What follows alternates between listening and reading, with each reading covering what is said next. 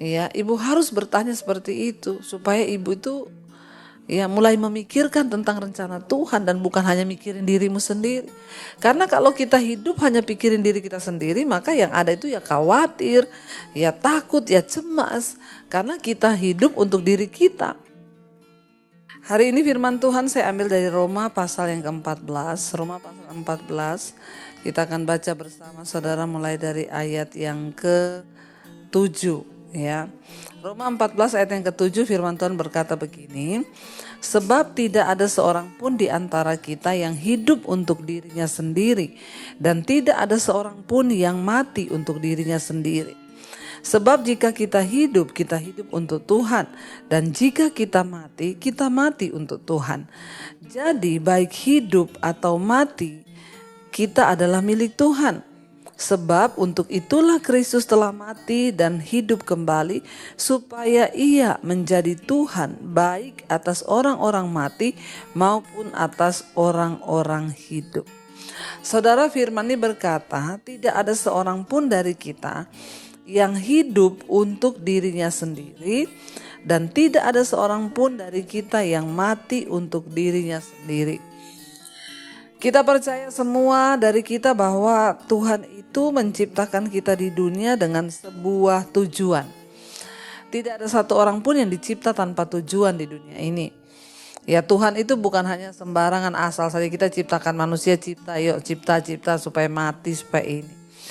Saudara, kita harus percaya ada tujuan dari penciptaan Tuhan. Ya, Tuhan itu mau supaya kita ini hidup. Ya, jadi saudara gak usah bertanya, kenapa Tuhan ciptakan kita di dunia? Kenapa begini, kenapa begitu? Ya, kita ini sudah ada di dunia. Ya, dulu saya juga mempertanyakan, kenapa sih Tuhan itu iseng ya menciptakan kita waktu saya belum bertobat? Kenapa ya Tuhan tuh kurang kerjaan menciptakan manusia di dunia?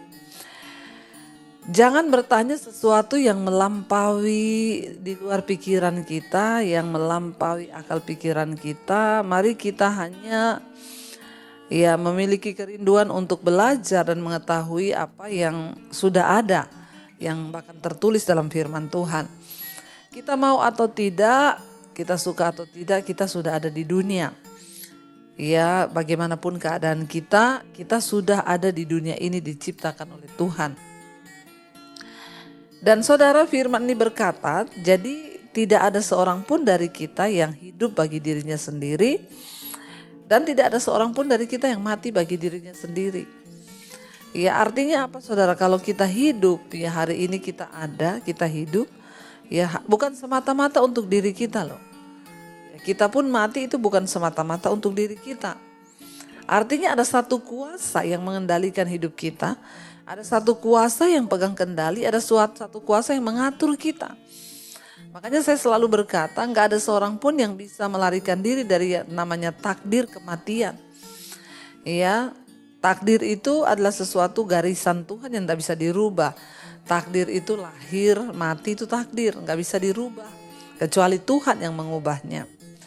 Makanya walaupun dokter berkata dia harus mati tinggal 3 bulan lagi, tinggal 6 bulan lagi. Kalau Tuhan berkata belum waktunya, ya belum waktunya, separah apapun sakitnya. Karena ya hidup ini ada yang mengatur.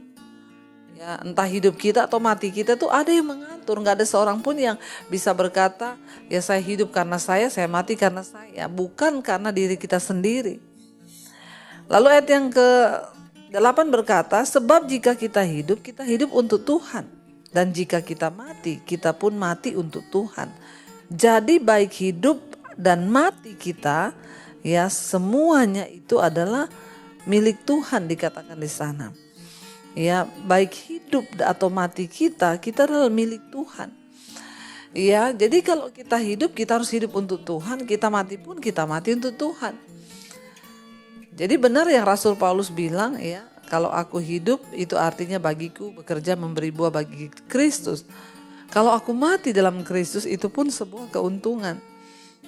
Dikatakan di sana jika kita hidup, kita harus hidup untuk Tuhan. Saudara, hari ini kita hidup untuk apa? Mari kita renungkan, mari kita mencoba memahami, mari kita mencoba introspeksi diri.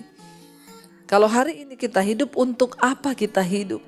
Apakah saudara hanya hidup sekedar bekerja, lalu saudara dapat uang, digaji, atau saudara pengusaha, saudara mencari untung, saudara kaya, lalu setelah itu kita mati dan tidak ada apa-apa?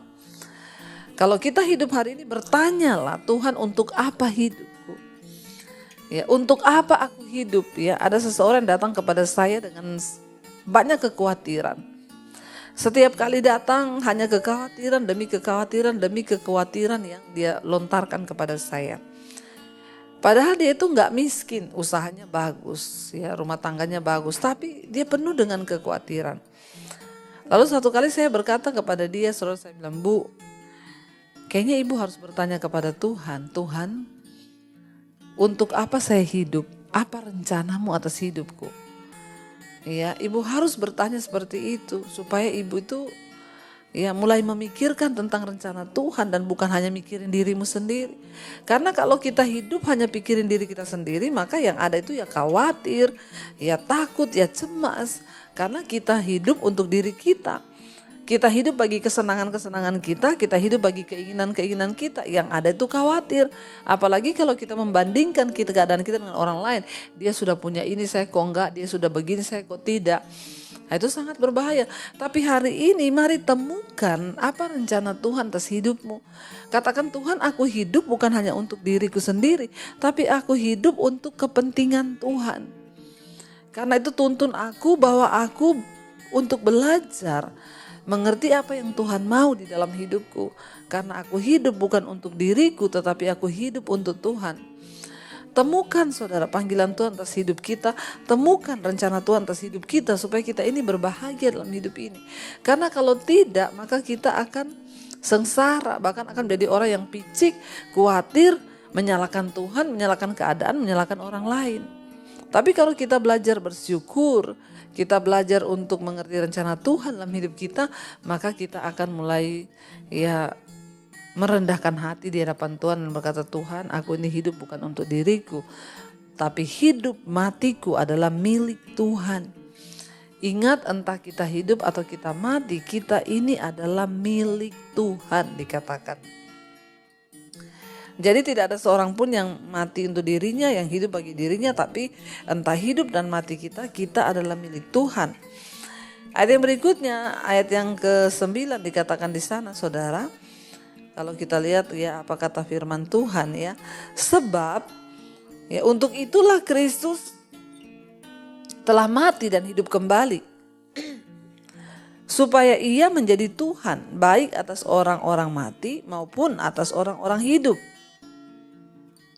Ya, untuk itulah Yesus telah mati dan hidup kembali, supaya dia menjadi Tuhan atas orang-orang mati dan atas orang-orang yang hidup, saudara. Ya, itu kata firman Tuhan. Jadi Tuhan itu mati dan bangkit itu bukan tanpa tujuan. Dia hidup, dia mati, dia bangkit supaya ya kita yang hidup, kita ini hidup bagi Tuhan, kita mati pun kita mati bagi Tuhan. Ya, dan bukan hanya sekedar Tuhan itu mati dan bangkit tidak ada tujuannya, tapi kita harus mengerti sekarang bahwa ya Yesus mati, dia mati supaya dia menjadi Tuhan bagi orang-orang mati, dan dia bangkit kembali, dia hidup dan dia akan menjadi Tuhan bagi orang-orang yang hidup.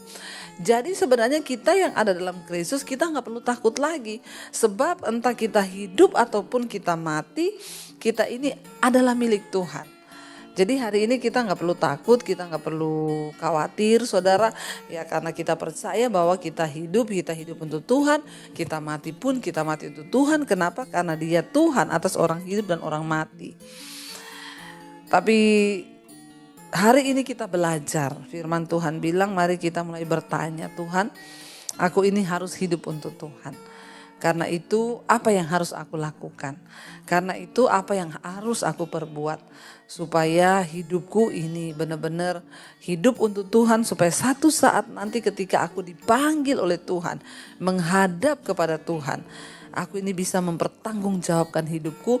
Aku dapat berkata bahwa aku sudah hidup bagi Tuhan. Jangan sampai di waktu-waktu yang singkat di hidup kita hanya sibuk hidup bagi diri sendiri. Kita lupa untuk mempersembahkan hidup, mempersembahkan apa yang kita miliki itu untuk Tuhan. Mari kita mau tundukkan kepala, kita merenungkan hidup kita supaya kita tahu saudara bahwa ada hal yang besar yang Tuhan mau dari hidup kita, ada sesuatu yang luar biasa yang Tuhan mau bagi kita.